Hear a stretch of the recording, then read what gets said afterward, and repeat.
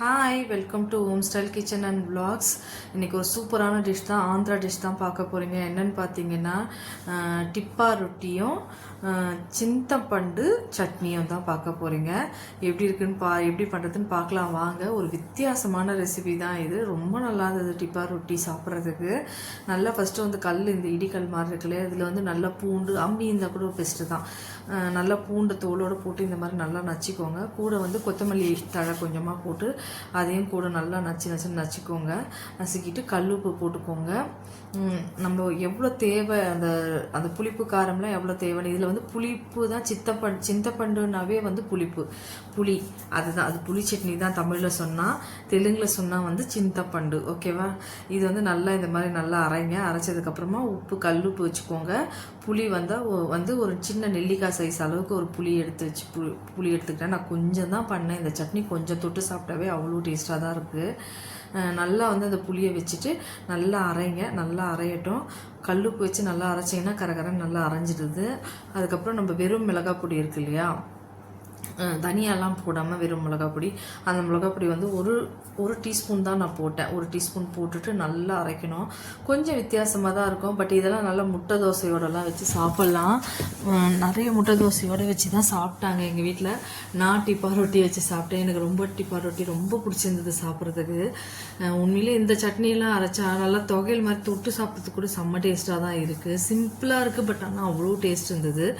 கொஞ்சம் எண்ணெய் செலவாகுது, வேறு ஒன்றும் இல்லை. ரெண்டுமே ஆந்திரா டிஷ் தான் இது, நம்ம ஊர் டிஷ் எல்லாம் கிடையாது.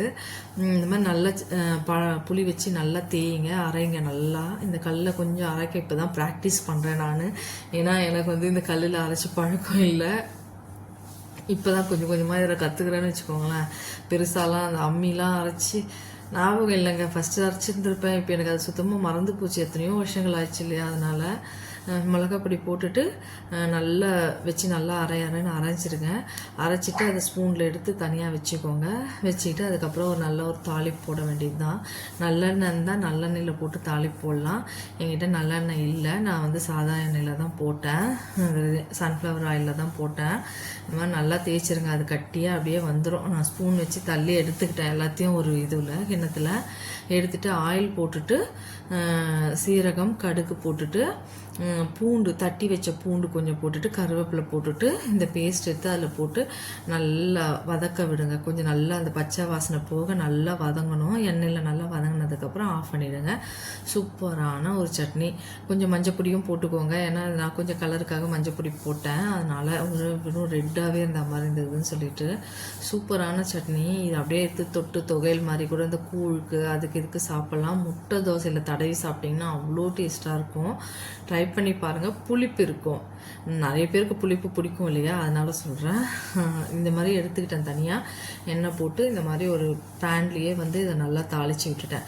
ரொம்ப நல்லா இருந்தது. ஆனால் சாப்பிட்றதுக்கு எனக்கு ரொம்ப பிடிச்சிருந்தது. பட் இந்த டிப்பா ரொட்டி வந்து அல்டிமேட், செம்ம டேஸ்ட்டாக இருந்தது சாப்பிட்றதுக்கு. கிறிஸ்பியாக சாஃப்டாக சூப்பராக இருந்ததுங்க சாப்பிட்றதுக்கு. அது ரொம்ப ஈஸி தான். பட் ஆனால் அந்த சிம்லேயே வச்சு கொஞ்சம் ஃபயர் ரொம்ப வைக்காமல் நம்ம வந்து அதை வேக வைக்கணும். ரொம்ப நல்லா இருந்தது சாப்பிட்றதுக்கு. உண்மையிலேயே வித்தியாசமாக செமையாக இருந்தது. நானும் யூடியூப்பில் பார்த்து தான் இதை செஞ்சேன்னு வச்சுக்கோங்களேன். பட் எனக்கு வந்து இது பார்த்தோன்னே சாப்பிட்ணுன்னு தோணிச்சு. சரி, இன்னைக்கு கண்டிப்பாக இதை செஞ்சே ஆகணுன்றதுக்காக செஞ்சால் உண்மையிலே நல்லா இருந்தது. ட்ரை பண்ணி பாருங்கள், ரொம்ப நல்லாயிருக்கும். இந்த மாதிரி நல்லா வதக்கிடுங்க. இதை நல்லா வதக்கி அந்த எண்ணெய் பிரிய நல்லா வதங்கிடணும்.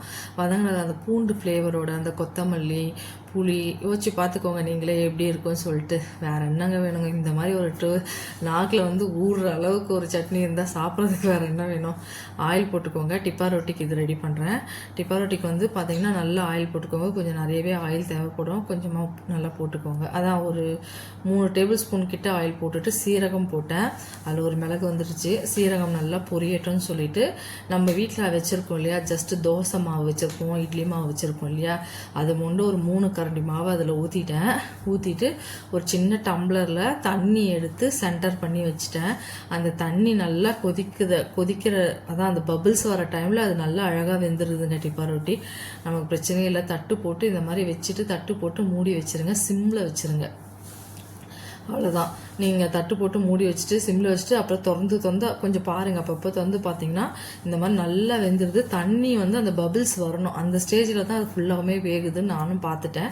அந்த மாதிரி அவள் தான். இப்போ அந்த தண்ணியை வெளியில் எடுத்துகிட்டு இந்த மாதிரி கவுத்து போட்டிங்கன்னா இந்த மாதிரி ஒரு ரொட்டி வந்துடும், ஒரு டோனட் மாதிரி. செம்மையாக இருந்தது சாப்பிட்றதுக்கு, கிறிஸ்பியாக இருக்குது மேலே.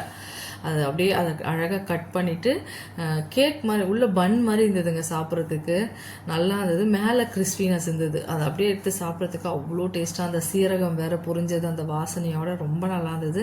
இந்த சட்னியோட தொட்டு தொட்டு சாப்பிட்டுட்டேன் நான். ரொம்ப பிடிச்சிருந்தது எனக்கு. கொஞ்சம் வித்தியாசமாக கேக் கட்டிங் மாதிரி இருந்தது. பட் ஆனால் ஒருத்தருக்கு ஒரு டிப்பாக போதுங்க, வேறு மாதிரி அதிகமாகலாம் தேவைப்படாது. அதுவே நல்லா ஃபில்லிங்காக இருக்குது சாப்பிட்டா.